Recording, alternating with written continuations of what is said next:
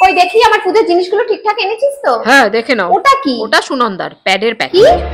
এই মাসেও 10 দিন পেরিয়ে গেছে, আমি ভেবেছি এই মাসে অন্তত কোনো সুখবর আছে, মানে এই মাসেও কোনো সুখবর নেই। আরে জিনিসগুলো কোথায় রাখবো সেটা বল। যেখানে খুশি রাখ, আমার মাথায় রাখ। আমার তো আর জীবন্ত গোপালের সাথে খেলার ভাগ্য নেই, ওই পেতলের গোপালকে পুজো দিয়েই মরতে হয়। সত্যি কথা বলো তো বৌমা, তোমাদের কারোর মধ্যে কোনো প্রবলেম আছে? কিসের প্রবলেম? তাহলে বাচ্চা হচ্ছে না কেন? হচ্ছে না এরকমটা কে বলেছে? আমরা তো নিজেরাই নিচ্ছি না। তা না নেওয়ার কারণটা জানতে পারি? কোনো কারণ নেই মা, আমাদের ইচ্ছে হচ্ছে না তাই। কি বাচ্চা নিতে ইচ্ছে নেই?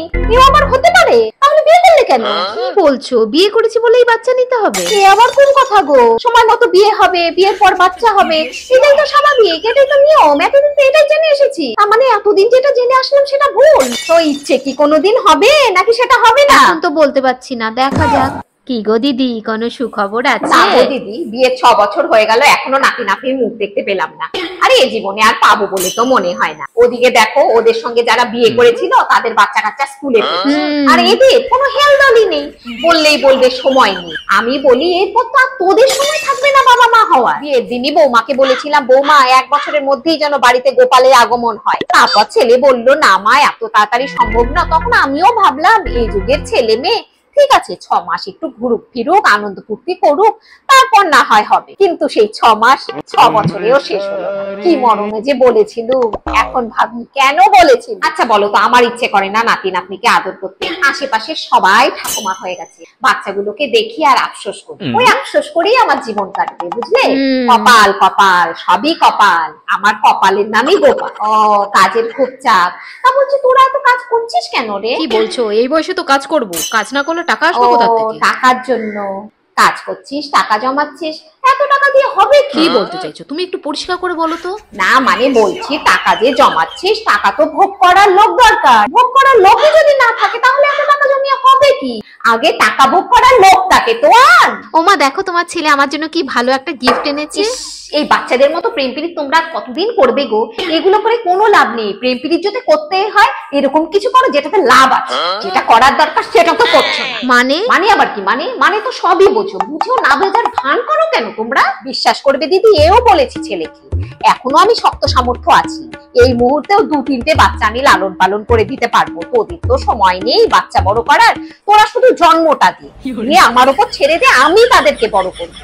সেটাও শুনলো। এই বৌমা, বিকাশের মা ফোন করেছিল, বলল ওদের বাড়ির সামনে একজন চমৎকারী সাধু বাবা এসেছে, বুঝলে?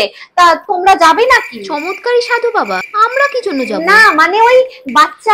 মা আমরা তো বলেছি যে আরে জানি বাচ্চা নেওয়ার তোমাদের ইচ্ছে নেই, তো ইচ্ছেটা হওয়ানোর জন্য যদি ইচ্ছে হওয়ানোর জন্য সাধু বাবার কাছে যাওয়ার কোনো দরকার নেই। আর তুমি এসব ভুলভালগুলো বন্ধ করো। আচ্ছা ঠিক আছে, প্রথমে না হয় তোরা আমাকে গোপালই দে, গোপাল আবার পরে কোনো সময় দিবি। এই ঝিনুক বাটিটা তোরা রাখ, এতে তোর বাবা দুধ খেয়ে বড় হয়েছে, তারপরে তুই। একদিন তোর ঠাকুমা হঠাৎ করে আমার ঘরে এসে এই ঝিনুক বাটিটা দিয়ে বলছে এটা এখন থেকে তোমার কাছেই রাখো। যেদিন দিয়ে গেল সে বছরই তুই পেটে, এখন থেকে এটা তোদের কাছেই থাকবে। চুল উঠে পুরো টেকো হয়ে যাচ্ছিস রে বাবু। দেখ এখনো সময় আছে, নিলে এখনই নিয়ে নে, এরপর নিলে তোর বাচ্চা তোকে বাবার জায়গায় দাদু না বলে ডাক। কি রে তোরা বেরোচ্ছিস? তোদের সাথে আমার দরকারি একটা কথা আছে। কি কথা?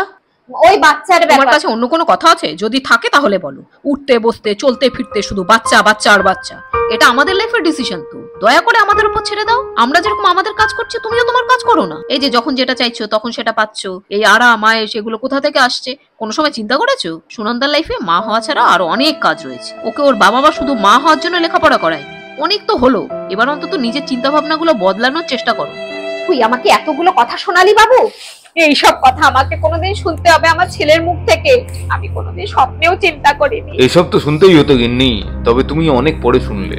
ছেলেটার মধ্যে ধৈর্য আছে মানতে হবে। যা শুরু করেছিলে, ওদের নিজের একটা জীবন আছে, ওদেরকে ওদের মতো বাঁচতে দাও। যেটা তুমি সুখী সেটাতে ওরা সুখী নাও হতে পারে, যেটা তোমার কাছে ভালো সেটা ওদের কাছে খারাপও হতে পারে। আমরা জন্ম দিয়েছি বলে কি ওদেরকে আমাদের মতোই হতে হবে? ওরা আলাদা মানুষ, এটা বুঝতে শেখো। যা বলেছি, এরপর আর কিচ্ছু বলবো না, কোনো একটা কথাও বলবো না। তুমি দেখে 1.5 বছর পরের ঘটনা। মা একটা গুড নিউজ আছে, বলো দেখি কি? তোর প্রমোশন হয়েছে? না হলো না। তাহলে বৌমার প্রমোশন হয়েছে? এটাও হলো না। বলো বলো তাড়াতাড়ি বলো। আর কি? বৌমার বোনের বিয়ে ঠিক হয়েছে? না, তুমি ঠাকুমা হচ্ছ। কি? হ্যাঁ হ্যাঁ, তুমি ঠাকুমা হচ্ছো, আমরা বাবা মা হচ্ছি। কি বলছিস? যেটা শুনেছো সেটাই। তোমার এতদিনের স্বপ্ন। কি বলছিস?